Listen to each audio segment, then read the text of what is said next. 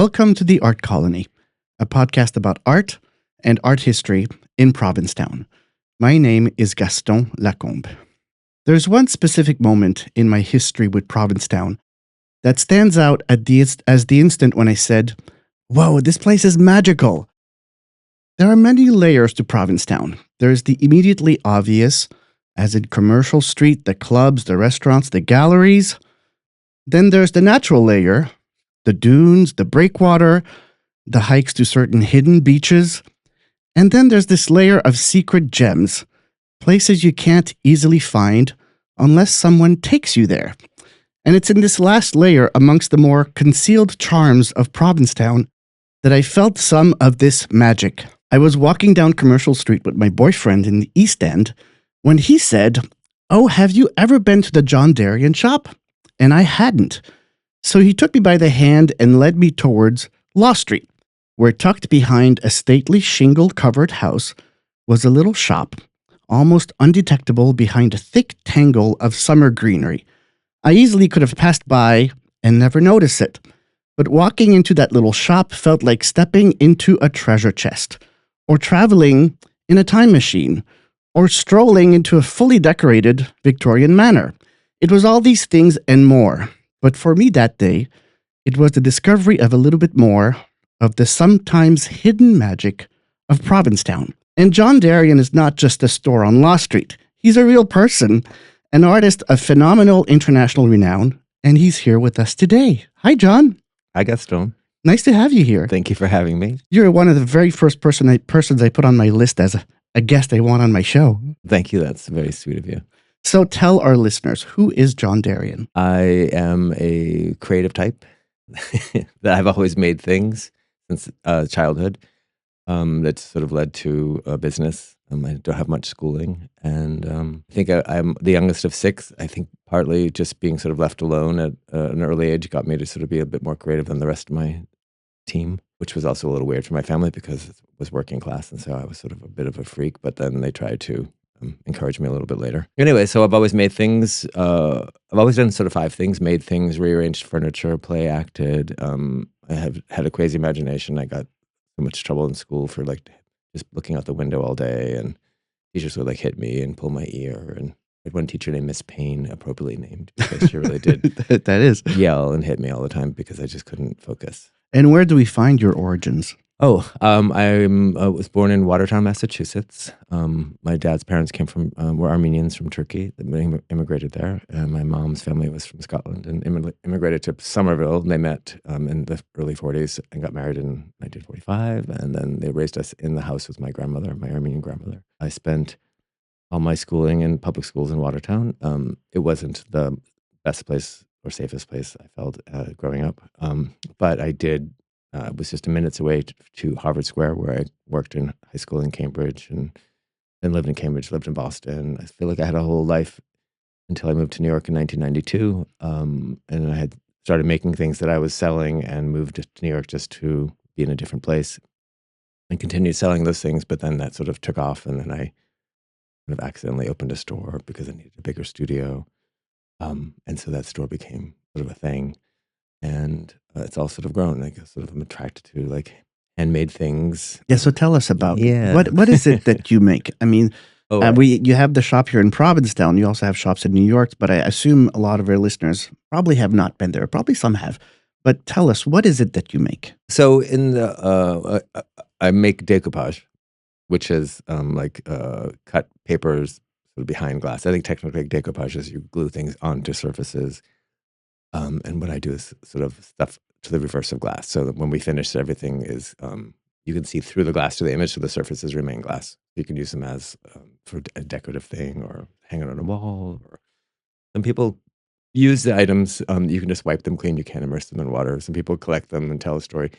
I definitely have a 18th and 19th century aesthetic. In the early 80s, in 1982, I went to Mass College of Art for a semester, and while I was there, I met my first boyfriend, who was sort of life-changing in a way, where he was from the North Shore and did a lot of antiquing. So I sort of would skip school with him and just antique and learn things. And then one of our adventures there was a Salem flea market every Sunday, and there was a really nice guy who was emptying out the contents of his dad's antique shop in Marblehead. So he would just sort of like teach me, and I got a lot of cool things from him. And one of the things I got was a box of broken up books, and in amongst the books were some lithographs that were super brightly colored, and I was just captivated by them and their color, and um, like how are these things this old and this bright and interesting, and just sort of like kind of the fantasy about learning about another time, like through images through another time. And then a lot of the images were sort of natural history, and I do like natural history things, so it was sort of a natural connection, and I just slowly started kind of collecting those kinds of things, and then I started making collages. I also painted furniture. I worked for a company in Boston to do painted finishes, sort of a trend in the 80s. I worked in restaurants, and I always had like 3 jobs my whole life. Now, So this is not an art that we usually think of right away. It's not, a more standard art. So how did you get to it? How did you start, cutting up stuff and saying, "Oh, I'm going to glue it oh, to a yeah. plate, or I'm going to glue it to something else." How did that come about? Everything really isn't was kind of an accident. Somebody guided me. I didn't have any plans. I think I freaked my dad out for not knowing what I wanted to do, but I just kept doing these weird things that sort of led to life. Like I said, I started collecting those, images, and then I started making little collages with things. I started doing, old maps covered on boxes, and, I learned some of the techniques I learned from painted finishes and created other kinds of products. And then in the late '80s, somebody came in my store, another painter. She painted furniture for the shop I worked at. It was a shop called La Ruche on Newbury Street. And I worked there on Saturdays, and this woman's name was Emily Henry, and she did a lot of painted furniture, and sometimes she would cut out things and glue them on and do like kind of collage and then paint over it, varnish over it. And she came in with a set of clear glass plates and said, "Oh, you should try these. People are gluing to the back of them." So I took them to my studio because my studio was like a little workshop where I just experimented on all kinds of weird things. While I was working in that shop, I became, I don't want to say famous or well known, but I made these trees out of buttons, little trees, and it became a thing. And we always sold them all the time and people bought them. It's a funny thing to that was my claim to fame at the time. Anyway, so I made some plates and I brought them to the store and we sold them, but and I had used like original materials, and so they didn't really last or long or look so great. But I do know the person who got one of my first plates. And then I went to New York in 1990, and I did another thing where I had like a multiple jobs, and one was working at doing paste up art for a magazine, and I was using their Canon laser printer. And then when I go back to Cambridge, where I was living, I tried gluing those papers to plates, and I realized the glue took well, and the paper was sort of acid free, and it was light safe, and it was the first time in my life I was able to create something in multiples. Okay, that was one of my questions because I know you were gathering a lot of materials from, antique printed, materials, Hmm. but I was thinking, is every single piece a one of a kind? But no, you've been able to Yeah, from the copy them. beginning. Yeah. Yeah. I mean, when people ask me that, sometimes I'm like, well, that original print is $3,000. Yeah. I'm not going to glue it on this $20 plate, kind of thing. An exaggeration, but yeah, it is sort of like that. Yeah, and it's everything's still handmade, and there are some things that are more labor intensive, and the prices sort of reflect that. And it is, the funny thing about all of this, after I've had a shop in New York now for 30 years, and I've been doing this, like I said, kind of half my life. Um, and I'm not a business person, so I'm like a creative type running a business. But I mean, I have instincts, but I don't, I have a good bookkeeper. That's about it. We keep everything simple, and we still handwrite all our receipts. And people go, "Oh my God, I've never seen a handwritten receipt." Well, you say everything is handmade. Is it all handmade by you? Because that would be a whole lot of stuff. No, No? Okay. no. I have a studio, and I have maybe 15 people that work there, and I have one guy that manages all the people that glue and all the artisans that work for me. And I create all the things I have a little studio where I create things, and then I bring them to my bigger studio, and then they put them together, and we see how it looks, and then we Mhm. adjust them here and there, and it became part of a collection. And then the whole thing was an accident because well, like I said, when I was in New York floating around, I was like, "Oh, I wish I had something that I could sort of fall back on, so I could do all these cool, weird things." And I thought, "Oh, maybe I'll make those plates." And so I went back to New York, back to Cambridge, and I made a little collection. And I had a couple of interviews with Barney's, and they liked what I was doing. And they had me come back a second time, and they still liked what I was doing, but they weren't quite sold on the idea, and they had got my prices down really low. And I left, and I went outside, and I called on a payphone, which those existed back then. Hmm. And I called a shop uptown called Lexington Gardens, through one of the owners of the shop, LaRouche, suggested I do this. And they're like, yeah, come on up. So I went up and I showed them my like 8 plates. And they said, oh, these are great. Can we wholesale them? And I said, I don't really know what that means. And they said, can we take these 8 plates? And this is my first collection and my first time making anything like this. And they said, we're going to take it to a trade show that's this weekend. And I was like, okay. And so I was like, explain. They're like, we're going to take this $20 plate. We're going to sell it at a show for 40, and people are going to sell it in their stores for 85. And I was like, good luck, because I didn't really believe it would happen. And then seriously, like 3 days later, I got like $30,000 worth of orders. Wow. And I had hired all my friends. We just sat around cutting, gluing, squirting glue out of glued things, and finding boxes in the trash and packing things up and shipping it off. And then there I had my first season of stuff was made and shipped. And I remember going to Charleston, South Carolina with a friend, and I walked into a store. I was like, "Oh, this store is pretty. It would be nice if I sold here." And then my plates were already there. We're already there. Because anyways, I just didn't really clock who I was sending them to. But it was kind of a funny thing, and that's kind of how it all started. And I didn't intend my life to be that. It was just the thing that I was trying to think, oh, what could I do? And then probably like a few years later, I was like, okay, this is my life. How do I make these things more personal and more about me? Because in the beginning, I made like sort of collections of things, like sets of this and a pair of that. And because we worked with a lot of decorators at the time. And then it just became one-offs, like a weird thing. And I like weird and kooky. And then so I left those two women after a year of 2 shows. And I had a rep for 12 years. And then they showed my stuff. And so twice a year, I would make a collection, bring it to the show, and I would set up the show, and we would hire people to work in it and sell it. And it was fun. Just it wasn't like what I had planned, and then, like I said, I've always had multiple jobs. So making the plates was one thing, but then there's all these other parts of my life that I do. Now, your stuff is very attractive and very desirable. I mean, I've seen it, but if our listeners have not seen it, what sort of imagery shows up on your plates and your wall hangings and your bowls and all the things you create? What sort of imagery do we find in there? Yeah, like I said, it's all of the imagery that I use. I would say 99% of it are from books, and they're images that I buy. I buy the prints and books and things, and we reprint from those things. And it's all natural history, and I think we're all connected to something natural. I have a very popular image of an eye. It's a science thing of an eye, and so that's become sort of iconic. It was the cover of my book in 2016. But we have a lot of eye things. But then just, pretty. There's pretty flowers.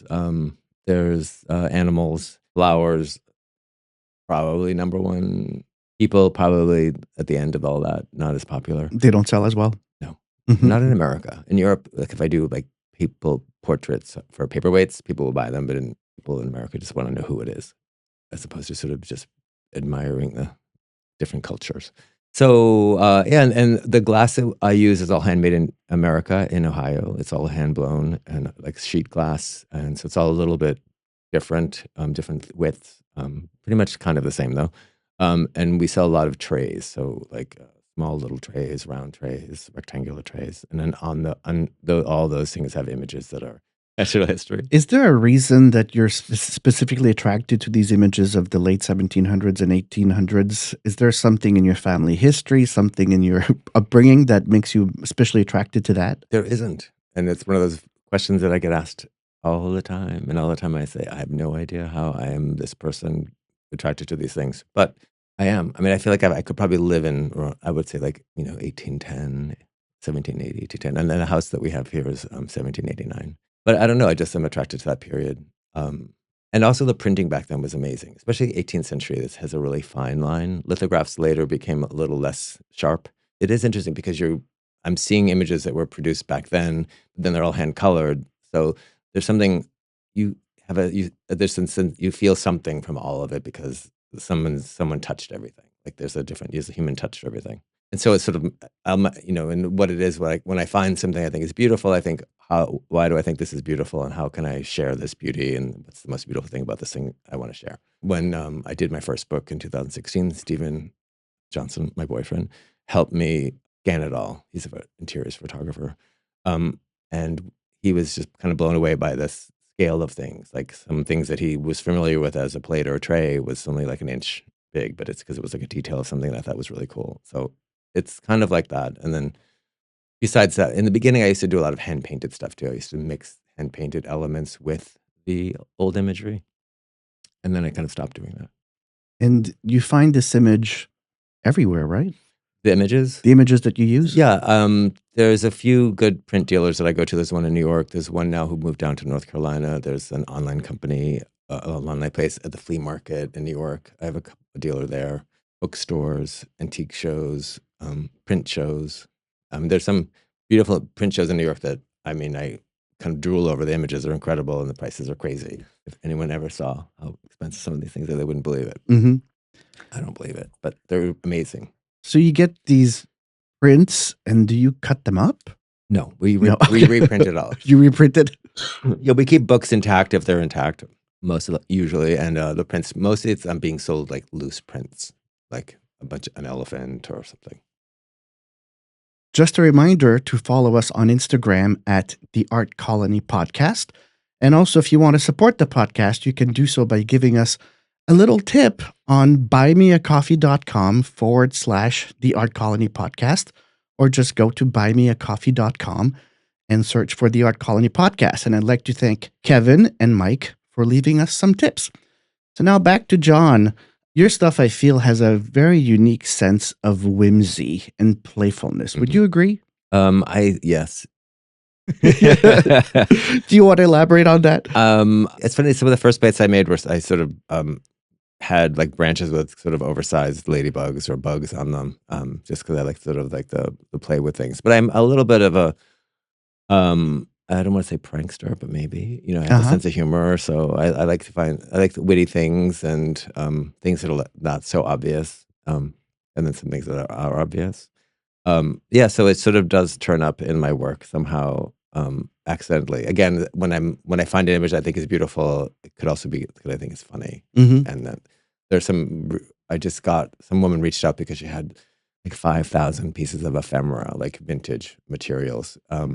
And a lot of it was old advertisements from the turn of the century. And there were some really funny things like people made out of squash or corn or watermelons or things like that. And so those were really fun. That was last season. I did some, and I'm adding more this season with a lot of cats.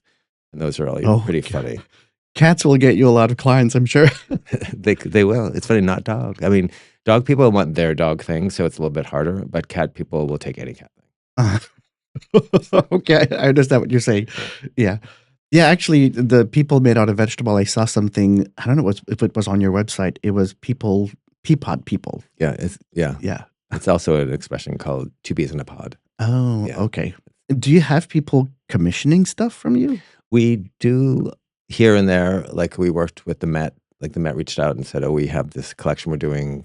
We did trays and vases and bowls and things for them. We've done that a couple times. And that's in decoupage, but in New York that's City. in the Metropolitan Museum store. Is that what you're saying? Yeah. Oh, nice. Yeah.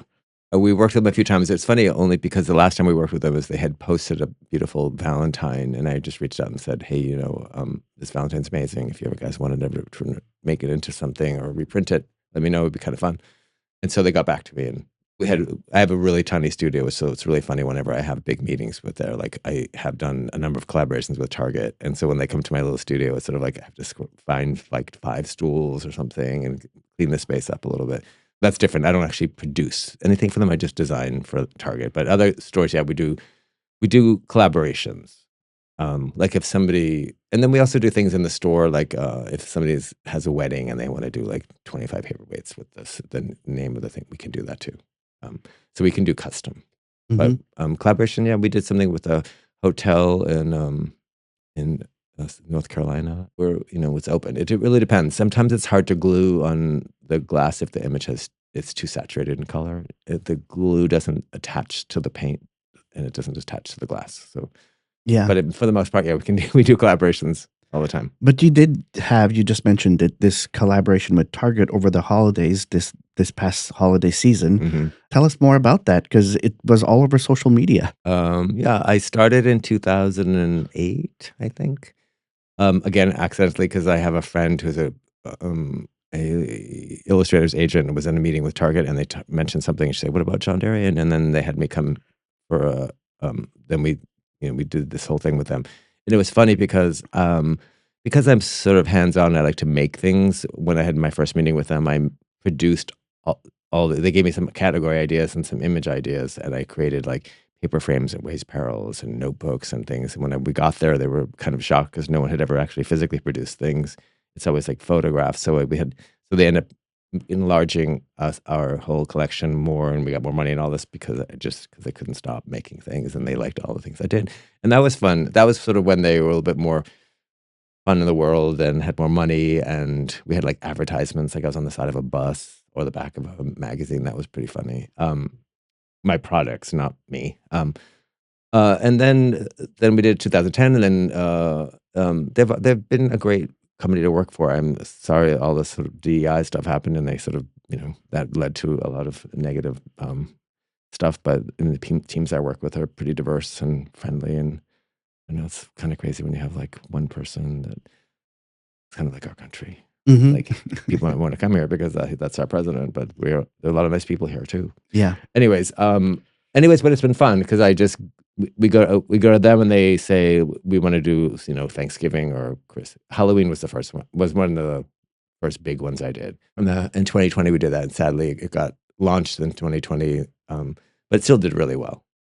And we shot it in Provincetown. We shot the whole thing in 2020 in Provincetown. That was like the last shoot they did before COVID, and it was fun. Like because they have all these teams all around the world that make stuff, and they would do fair trade, and they are good about materials. Like I want it to be cotton, I want it to be linen, I don't want it to be polyester, I want this, and they kind of find it all. And then they also like working with me too, which is nice to hear because I didn't realize there's other people not nice to work with.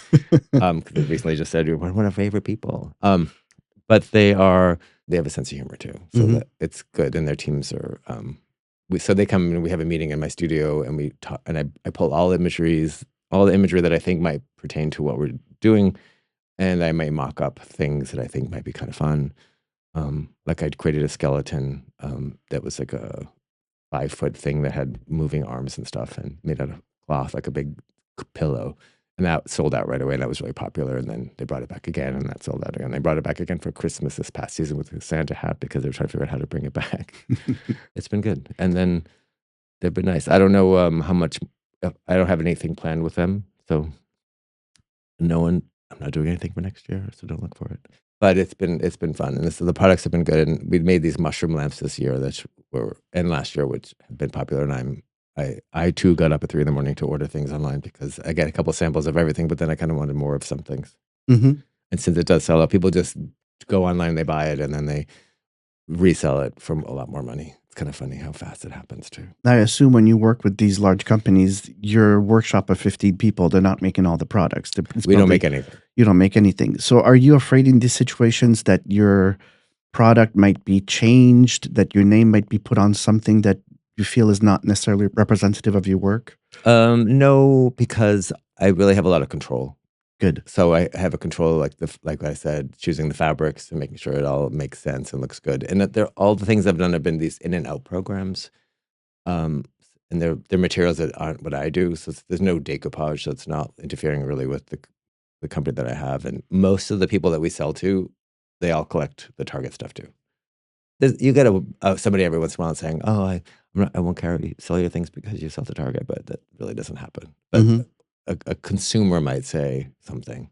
But you've worked with Target, but you've also worked with a lot of very high-end brands as well. Can you name a few others? I work with a French company mostly called Astier de Volat that does white pottery in Paris, and it's my imagery on their white pottery, and that's a lot of fun. And that just happened accidentally because I was selling their things, and they were selling my things, and then one day they said, "Hey, we should do a collaboration." Like I said, I didn't plan that one. They just approached me, and I was like, "Oh yeah, good idea." And that was fun because it was the first time I had things that you could actually put in the dishwasher. Good. I'm a bit function. I mean, it is handmade in Paris, and it is expensive, but it does function. I did something with Todd Snyder, a men's clothing line. Bergdorf Goodman. I sell there. You sell I have there? a little shop there, for like 25 years. Oh, wow. And you have 3 shops in New York. I have 3 shops in a row in New York, and I have the tiny one here in Provincetown. I had one on Christopher Street for a minute, but the building was condemned and I had to get out, so that ended. Well, tell us about your 3 shops in New York. I have to confess, in October and November, I was in New York and I was like, oh, I have to go check out John's shops. But it was a Monday. Uh, Mondays are closed. I just got to see them from the outside. So tell us about your 3 shops in New York. yeah, like I said, I moved from, I was in Cambridge, Mass, and then I moved to New York in 1992. And then I did everything out of my apartment. So I'd have people come in the morning and work and make things. And then we would just kind of make and ship and pack from there. And most of the stuff that I do it's not toxic. So there's no like fumes and things. But then it got too big. And then in the basement, kind of, well, there's a weird sort of like not quite a storefront, like 2 steps down. And my building was empty. So I rented that out and I made that my studio. And then I hired more people, and then I had some. It was all 1099, and then I got too big for that. And then my friend Chris, the same Chris that was my boyfriend in 1982, who's still a friend in 1992, said, "Oh, there's a storefront on Second Street for rent." So I went immediately to look at it. I was like the 5th person to see it. I made an offer, and they accepted my thing. And it was a great family that lived up in Queens, and they had inherited the building. And so they were super nice and the rent was great. So I lived luckily I took over my friend Jack's apartment in New York City in 92. And so I feel like my rents were pretty good. So I was able to do things that I think most creative people can't do right now in New York, which is a shame. Half of it was a storefront, and then the other half was my studio. So I had a big backdrop that separated the space. Then it got too big for that.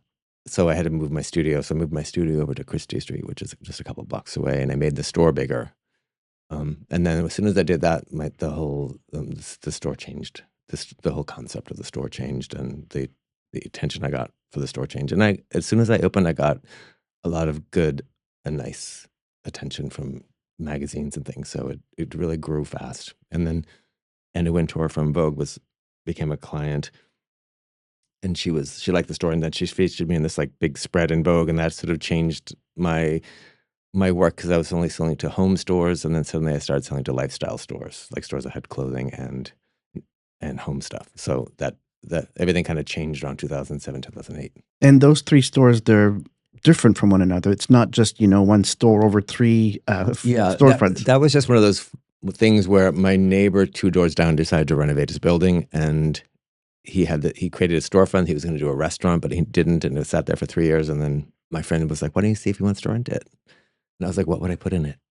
And that was kind of how it was too with that. So then I took that space, and then that was 25 years. That was 5 years later. And that was great, because when I moved to that block, it's a beautiful little block with beautiful houses, and there was like 4 homeschooled families. And so it was like I was living in a sort of magical place with like snowmen and snowball fights, and a lot of kids. And kids made a little newspaper called the Second Street News, and it was definitely part of the community. And it's so like neighborhoody, and I'm in a village, so it's not like high buildings. So I've been kind of lucked out that I've been there for that long. Anyway, so then my middle neighbors, their kids went to college, and they decided to renovate their house, and they lived. They had their storefront was like their living room, and they renovated the building and made it into a storefront. And they said, "Do you want to rent it?" And I was like, "I don't know, what would I put there?" And I thought about it, and then I was like, "Okay, I'll take it." And then I do a furniture collection with a company was based in California, now in North Carolina again, called Cisco Brothers. I have a collection of furniture that's all antique-looking, sofas and chairs and benches and things, all upholstered, all eco-friendly. Anyway, so I decided to make that my furniture shop. So now it's been 10 years. So it all happened accidentally, and you have to go from one store to the other. Every day the mantra is me reminding my staff, all 3 stores are open, just so people know that there's 2 other stores, because people don't. And the third one is Holiday? What's the third one? Oh, you saw that then. Yeah. No, the first store is the original shop, and that's 30 years. And then skip a building, and then the 2 buildings away it's called Dry Goods, and that has antiques furniture and clothing, bedding. And then the middle shop became my furniture shop. But the last 3 years at Christmas time, we've turned it into Christmas. So I guess I was there close enough to the holidays that it was already, yeah. Because Christmas was like in October. Like October 10th, we opened it. And I assume that's a very big season for you, because you create a lot of ornaments as well, and a lot of Christmassy things. But there's some decoupage that is holiday related. I don't make ornaments. It is funny because it has kind of blown up, and I am like now the king of Christmas, and everyone talks about me and Christmas, and I get all kinds of people thinking that I make ornaments and I sell ornaments can sell ornaments to stores and sell ornaments to hotels. And I don't do any of that, and all I just do is say no to everybody all the time because I don't make ornaments. Okay, we got the message. No, but it's funny. I mean, the middle store has a snowman that I got in New Bedford at Acushnet River Antiques. Actually, it was sold, and then this guy who has a shop, a lovely man, Richard Kazarian, and I finally met, and I said, "Oh, you got this snowman. I really loved it." And he said, "I'll sell it to you." And then he sold it to me. And now it's our mascot, and it's like a big, kind of metally, like 6 foot tall snowman with stick arms, and his name is Tony, and has a Tony name tag, and it came from like a warehouse in Massachusetts somewhere. And so we made an ornament, a Tony ornament this year for the first time through one of the people we work with. So so what happened was I just started selling ornaments in the store. I was like, oh, well, it's Christmas. And then in my original shop, and then we would just bring in trees and then hang ornaments amongst the things that I already sold. And then it just got so big that people couldn't shop for normal things because everything was too crowded. People just kept coming for stuff. And so that's why we just transformed the middle store, because at Christmas time I realized we closed the middle store during COVID for 2 years because I needed a place to ship, because we had our shipping, because my web became big. My website became big because people started shopping online. So I turned my middle store into my shipping facility. And then when I finally moved that and readjusted everything and I put it back to furniture, the first season, we had lines in the first store trying to get people to get in, but no one could really shop for regular stuff. They could only, whatever. And no one went into the furniture shop because when it says furniture shop, people think, oh, I don't need furniture, it's Christmas, and they just skip it. So I scraped the word furniture off the sign that winter, and I was like, you know what? Next year I'm going to make this the Christmas shop. And it was so transformative and so much more fun, and it really is an experience, and people do love it. It's fun. It is kind of funny because we also have these lines. We had this TikTok thing that happened this year, so we've had like lines for 3 straight weeks. And it is a line culture now, and it's so not me. And the first year I was really stressed about it, and people would wait in line for 20 minutes, and they'd come inside and they'd see me, and then they would say, "Thank you so much." And I'd be like, "You just waited in line for 20 minutes, and now you're thanking me, and you're still happy. I don't get it." But then I get it. It's just another world right now. Anyways, but it has been fun, and I have all my friends come and we'll do a little work for trade, and they'll do the line. And my friend Louisa helped this year. She was like, I've been to so many Christmas parties this year, and working the opening and closing the line at your store was more fun than anything else. Everybody was so happy. Everybody's so full of joy. Everybody walks in, they're like, wow, wow. Everybody becomes like a child again. And it is true. People just love the experience. It is kind of funny. Yeah. So what happened was, we started selling more and more ornaments, and I was in Paris with my friends that own the company Aster de Valat, and then we had been talking about going to the show in Germany called Christmas World in Frankfurt, and they were like, let's go right now. And we seriously just went the next morning because, when you're in Paris, it's easy to go somewhere else in Europe. So we took this really crazy, I'll never forget how turbulent the flight was. We got there, we spent only like 3 hours, and we ran around. I ordered a bunch of things. My friend Nicholas, who was the buyer at Bergdorf's, gave me his list of places to go, and I was able to do it kind of quicker. And then that was a huge success, and we found great ornaments. So it's a lot of families in Poland, Czech Republic, Germany that hand make all these ornaments. So they're all handmade, hand blown, hand painted. And like the one company, the father does all the tree toppers. So it is all really, pretty down to earth. And the shows I think they're kind of fun and hilarious. Steven said he'd rather die than ever go to one of those shows. I don't know why. But anyway, so because then I started getting more ornaments, then the trees started getting fuller, and the shop was getting harder to shop. And that's also why moving to the middle store became such a great thing. This was our 3rd year doing it, and it's been fun. And we had one of the people that I buy from, Stefan, came with his wife and daughter, and they did a blown glass ornament thing. We did a little event in the store, and that was really fun. It brought a lot of people, and people were really excited about it. New Yorker did a little Talk of the Town article about it. That was really sweet. And I learned more about him than I did knowing him because of the article. But anyway, so it's grown. I've become sort of a Christmas destination. I'm a destination now for Christmas. So now let's bring it to Provincetown. You have a house here, you have a store here. We already discussed that. We'll discuss it even more. But how did you first get here? What's your relationship with this town? My first 10 years, we spent 2 weeks on the Cape. as kids, and in Dennisport on Beach Plum Lane. And then in 1972, my grandmother died, and my dad inherited the house, and we never went away again. But Provincetown was always in my heart. We'd always sort of managed to get here, one day. And then in the summer of '82, I worked here at the Anchor Inn because I had dated this guy, and he called me, and he knew I was unemployed, and he was like, "Oh, the inn, we're desperate for somebody, and 4th of July is coming." And so I was like, "Okay." So I came. That was it. And then I just left forever from my town. No, so I came for that summer, and then the owner of the Anchor Inn at the time was this man named Peter Boyle, who owned a house or a condo on Com Ave. So then I went. So he said, "If you last the summer, you can be my houseboy in Boston." And I'm never there. Um, blah blah blah. You get a little allowance, and I was like, amazing. I'd have a place to live in Boston. I could go to school, so it seemed like a great deal. So I did that in that fall, and then that fall was when I met Chris Bassett, who became my boyfriend and the antique purveyor. And it all turned sour there because the guy was a horrible cocaine addict and had like hustlers everywhere, and someone tried killing themselves. And I was like, I'm leaving. And I probably thought I would never go back to Provincetown, but then I did a couple years later, and my friend Jack Pearson was staying at Captain Jack's, and I went to visit him when I was living in Cambridge, and I suddenly saw a whole another underground, sort of under the surface world. I was like, wow, this is really cool. That kind of got me hooked, and then I stayed at Captain Jack's for a number of years until I got kicked off. For having a party, which I didn't know I couldn't have. The party didn't even happen. If Pauline was still alive, she would tell you it was a beautiful night, and the party was very pretty, and only 4 people came until they said, you can't have a party. Greg, if you're listening. So anyways, I decided I didn't come back for a number of years. I was in Morocco, but I was in Nantucket for a bunch of years. Anyway, so I came back to visit, weirdly again, my friend Jack Pearson. I kind of got from Nantucket, which was really hard to do. And then the house was for sale, and I saw the for sale sign, and not that I was looking for a house or had been in Provincetown in 5 years, or did I would imagine living here. I just called, and the guy was like, oh, it's under contract. So I guess, and then that fall I was thinking we had got a little, business was pretty good. That was 2007 or 8.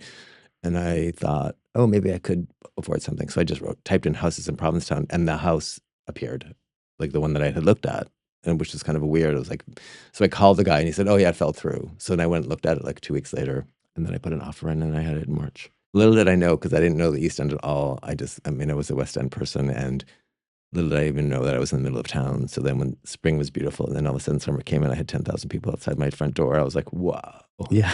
But when you're in the house, you don't really notice it. And we put all this bayberry out front. So you feel like you're in a garden inside when you really look out. So it's all worked out great.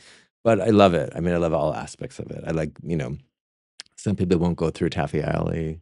We love it. We like I like it all. I like biking, the high and the low, the kooky, the kitsch, there are some, beautiful homes, but nature really is key here for me. And I do feel like that's kind of, what keeps me going and inspires me in all the things I do. And at what point did you open a store in the back of your house? The second I got the house. The second you got the house. Well, I didn't, like I said, I don't know much about money or any of that stuff. So my bookkeeper said to me, you could, have a storage space there, and they could help pay your mortgage, and you could open a store there. And I was like, I'm going to say, you guys, I'm from Massachusetts, and I know how people don't spend money.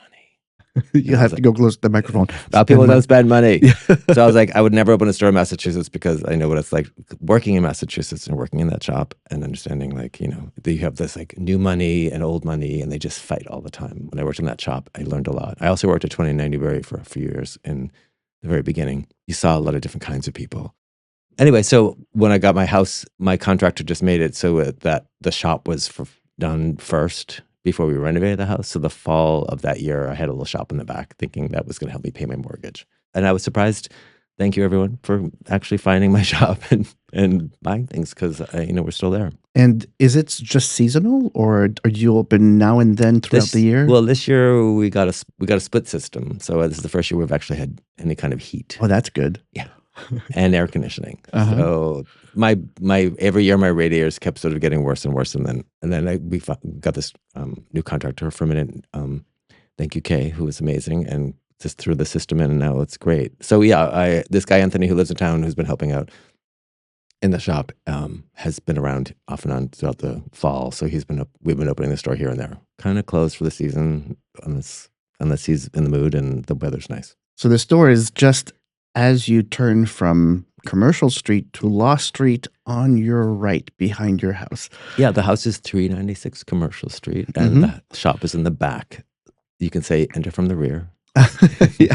Yeah, and as I said at the beginning, you enter that little shop and it's like walking into a little treasure chest. There's, things shining and gleaming all over because you work on glass a lot. And it's a very unusual, pretty store in Provincetown. I like it. Thank you. Yeah, no, I like it. I find myself moving things around late at night. I'm like, it's just what I do. I've been doing my whole life since childhood. I remember getting in trouble for my brother because I was moving a dresser and it fell and he came upstairs. He was babysitting me. I'm the youngest of 6, so he's a lot older. And I remember him like hitting me because he was mad. And I was like, wait, you're hitting me because I wouldn't get hurt, but now you're hurting me. Anyways, but I managed. I figured out how to move things at an early age, with towels and balancing and stuff. Yeah.